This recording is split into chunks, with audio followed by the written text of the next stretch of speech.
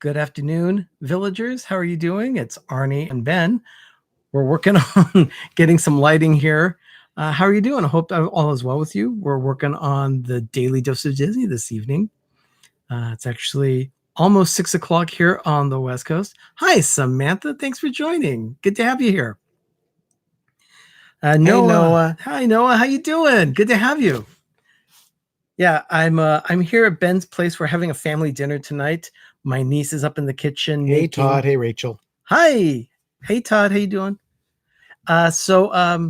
She's cooking a chili colorado. Chili Colorado. Yeah, and also homemade tortillas, both flour and corn. I'm very excited about dinner. We have to have our niece on the channel sometime. And other than my vlog. Yes, other than your vlog, we got to have her teaching everyone how to do some great cooking. Because Doug's she's cooking, really Rachel. Yeah, Doug is in the kitchen with Megan, our niece. So, good question though. Let's go ahead and get started because we don't want to encroach on any of Shep's time because we know the Shep family is going to be going live tonight. Yeah, they go on live at 9:30 Eastern, 6:30 West. Yes. Hey, Todd, please say hi to Dave for us. It's very nice of him. I need to see Doug hard at work. Probably not going to happen. Yeah, I don't think my nephew would appreciate that right now. No. If you're wondering what that hole is on the wall behind me where there should be some pins, I'm in the middle of putting up the final installation of the shadow boxes that I've been converting all my pins to. Well, not all my pins, but pins that I've chosen. Yeah, there are a lot more pins in the collection. Oh my gosh, so many. When he gets down to it, he could probably do like a vlog showing all the pins at some point. But, thanks for committing me to that. But well, I just sent out a tweet showing Disney's Wonderful World of Color, and I also posted it on Instagram and on our Facebook page. So if you haven't subscribed to any of those social media sites, please do so. You'll find us at Pepper Tree Villa. Definitely. The reason why I did that is because it has a little bit to do with today's history in Disney history. So he's so clever. Thanks. Thank you. So let's go ahead and get started with this. I hope you've all had a great day.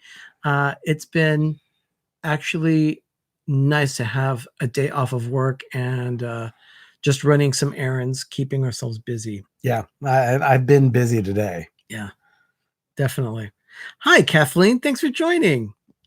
So anyway, this day, September 7th, in Disney history. In 1969, Walt Disney's Wonderful World of Color aired for the last time on NBC. And starting with the week after, it was then called The Wonderful World of Disney. So that's pretty darn cool, actually. I like that. Yeah. However, with the nostalgia that Disneyland evokes all the time, they decided to go ahead and use the name Wonderful World of Color for the nighttime show that they have in Paradise Bay at California Adventure. And if you have not seen it, you can see it on YouTube on lots of different channels, but I'll tell you, it doesn't do it justice. You have to see that show in person. So if you can, make sure you get down to the Disneyland Resort at some point and go see World of Color at California Adventure. It's a great show. Samantha, I know you're heading very, very soon here to California to go to Disneyland. Make sure you take one of the evenings at the resort and see World of Color. You don't want to miss it. Such a good show. Yeah, it really is. Let's move forward. This year, let's see, 1984 is the year. Yeah, on this date. This date, 1984, Morocco premiered at Epcot. Oh my gosh. In World Showcase. It opened on this day in 1984. That's a really cool pavilion. I think it's the most interesting pavilion. Yeah. Not necessarily because of any attractions there, because there isn't one. No. But I think it's the most intricate, detailed attraction. They brought artisans in from Morocco. Yeah. What did you think of it? It was fascinating to walk through. They have a lot of different pathways and alleys to go through, and you can really get lost in the pavilion. Yeah, I love that. Pam's fam, thanks for joining. Good to have you here. Your favorite humans. Oh my gosh. You have a low threshold. Oh, thank Pam, you. Pam, Thank you for joining so us. much. Also in 1984, on this day, this one's pretty interesting. The Disney board asked for the resignation of Ron Miller. He was the CEO at the time in 1984. Hi, Tyler Wood. Thanks for joining. But Ron Miller was the current CEO as of this date in 1984. The board asked for his resignation. They had not yet announced that Michael Eisner would be assuming that role at the Disney company. So, yeah, that's true. Mike is he was at Walt Disney World today. Yeah, Mike.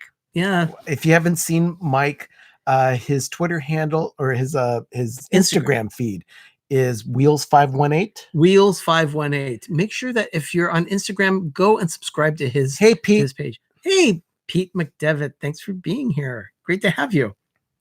But yeah, that's Mike Wheeler's Instagram. So great. Let's see. We also have he's going lucky guy. He's going to Illuminations. Lucky guy. Hey, Danny. Danny. Oh, you're in live for Flight of Passage. Oh my goodness, that's awesome. You're in Pandora. How cool is that? Oh man. And here we are like suckers in my house in Oakland. I know. I'd much rather be at a Disney park right now. Okay, so let me go ahead and move forward here in history. Hey, Disney World Adventures. Chris, thanks for being here.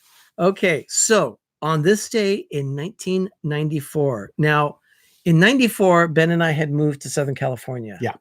We were already living there in an apartment in 10 minutes south of Disneyland at that point. So we're talking 25 years ago. And on this day, 25 years ago, Disney theme parks worldwide welcomed their 1 billionth guest. Holy cow. 1 billionth guest. Holy cow. That's got to be at 2 billion by now. Oh, I'm sure it is. Jeez. I'm sure it is. There's so many more parks and so many more people going in now. Yeah. I probably count for about 2,000 of those people. Yeah, me too. I'm sure all of you pass holders down there in Florida account for the same thing. Anyway, her name was Mary Smith. She was from Illinois. And she walked in the main gate of Magic Kingdom. And they awarded her with a lifetime pass for her and her family. And then to Disney parks? To Disney parks worldwide. Oh, that were owned by the Disney company. Oh, dear Lord. Yeah. I'm sure now she can get into Paris as well. Of course. Yeah. But they also gave them a cross-country flight to Disneyland so they could go into Disneyland that day too. So they probably went to 4 parks. Yeah, probably 4 parks during that vacation. And that was in 94? Chris, I want one too. Yeah, I do too. I would love to have a lifetime pass. Yeah. That would be amazing. And that was in 94? In 94. 94. Let's see. Yeah, well, there were 6 parks in the United States by then. No, 5 parks. 4 parks. Only 4 parks. That's right. Yeah, only California 4. Adventure opened in 2001 and Animal Kingdom was in 1998. Yeah. So that was 94. Yeah. Yeah. So, okay, so let's move forward to 1996. On this day, this was in Disneyland Paris, a major fire damaged the Sequoia Lodge. And it forced hundreds of guests from the hotel. And it all happened at about 6:45 in the morning. Oh, dear Lord. I know, pretty bad. Ooh. I would hate to see a fire of some type at a hotel anywhere. I mean, that fire enough alone is scary. Yeah. But to think of it burning a hotel, yeah. No, thank you. Let's see. I also have this. In 1997, we go back to Disneyland for this one. In 1997, they were getting ready to start the remodel of Tomorrowland. And to do so, they closed attractions slowly, but they managed to get to this one. And on this day, Circle Vision in Tomorrowland at Disneyland closed. Oh. Yeah, it was the last day that they showed. They had gone back in history, and they were doing a retro show showing America the Beautiful, which had been from the late 60s. It was 1967. Yeah. The new Tomorrowland in 1967, they redid Circle Vision and they had America the Beautiful. And America the Beautiful was there for about 17 years. And in 1984, it changed to a newer film called American Journeys. Yeah, American Journeys did some more different techniques in film, isolating certain screens and things. They had not done that with America the Beautiful. So it was very interesting, very different. But I really liked America the Beautiful. It just gave me a feeling of the past. What was really cool was they would take you on a fire engine through Los Angeles. Oh, yeah. And you really felt it was as if you were on the hook and ladder. And when they took a right turn, all of a sudden the whole room just moved. It was amazing. Oh, we'd better start wrapping it up soon. I was just told the dinner is ready. Yeah. But I've got a few more things here. But anyway, on this day, they stopped showing America the Beautiful. And in the morning, they used to do Wonders of China, also in Tomorrowland. So it was Wonders of China in the morning and then America the Beautiful in the afternoon. I loved it. Just loved it. I would go and see both of them whenever we'd go to the park, mainly because it was a great place for air conditioning and we just enjoyed the movies. So, yeah, what he said. Okay, one more, another year after that, 1998. This is a sad one for a lot of fans of Fantasyland in Florida.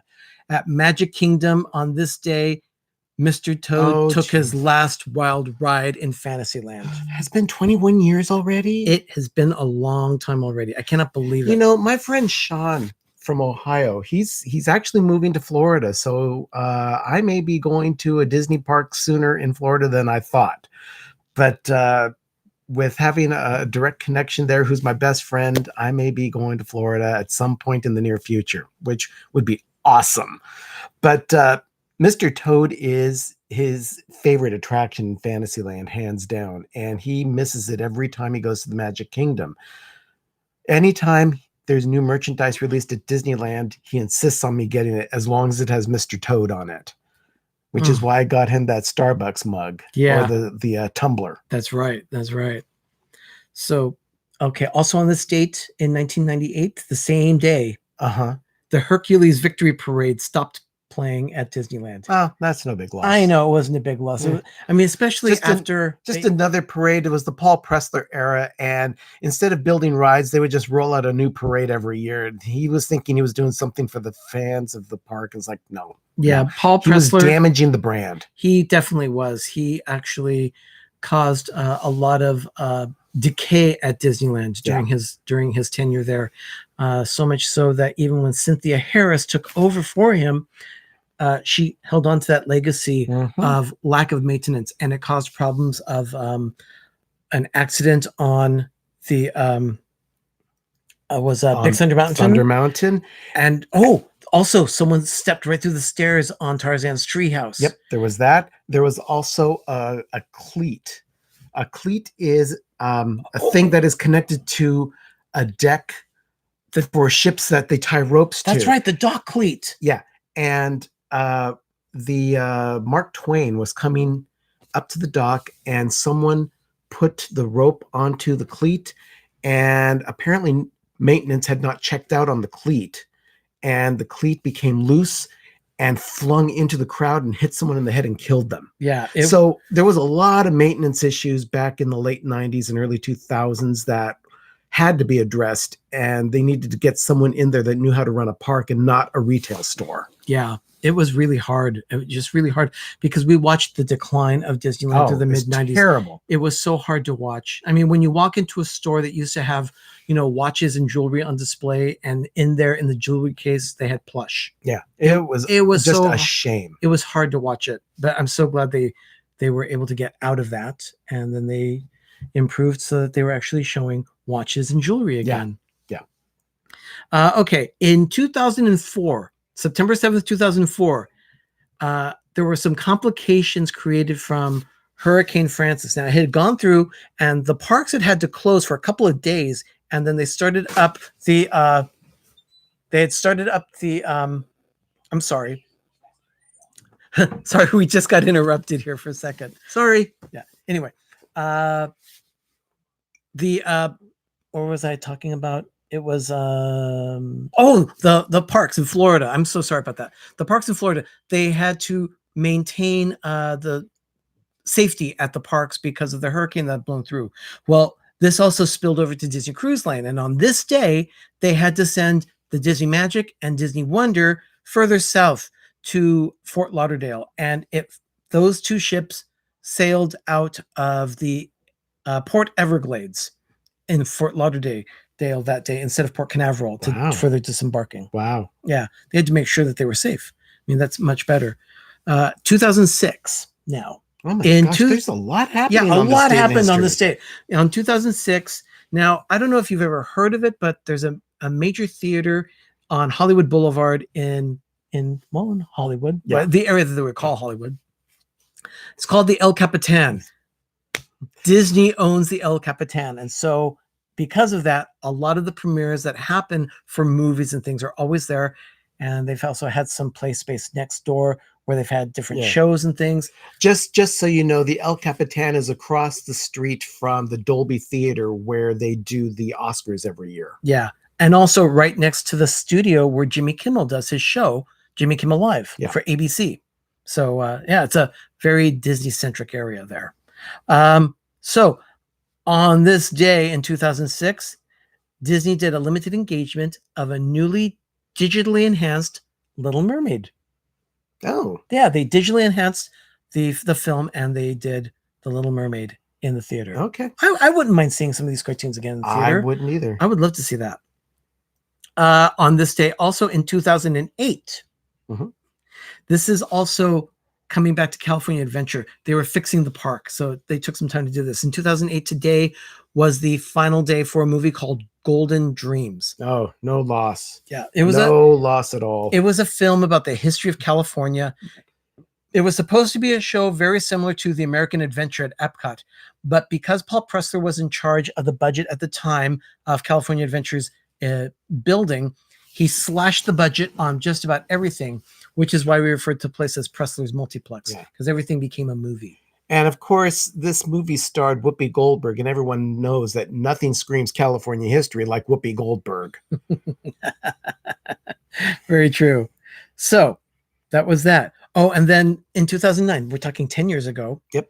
Astronauts that were aboard the orbiting space shuttle and the International Space Station packed up Buzz Lightyear in preparation for the ride home the following day. They had taken a 12-inch Buzz Lightyear doll from Disney, and he went into space. Oh my gosh, I didn't know that. I didn't know this until I did the research. It was really cool. Yeah, it was a lot of fun. And then also on this day, again, this is California Adventure being fixed in 2010. Today was the last day that Disney guests were able to wander and splash around an area called Bountiful Valley Farm.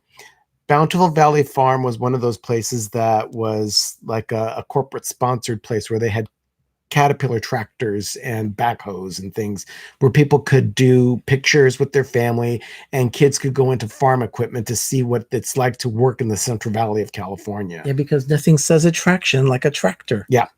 And that was actually on the map as an attraction, climbing into a tractor and taking a picture. But they needed to take it out to make way for Cars Land, which is a definite upgrade over a bunch of tractors sitting around in a park.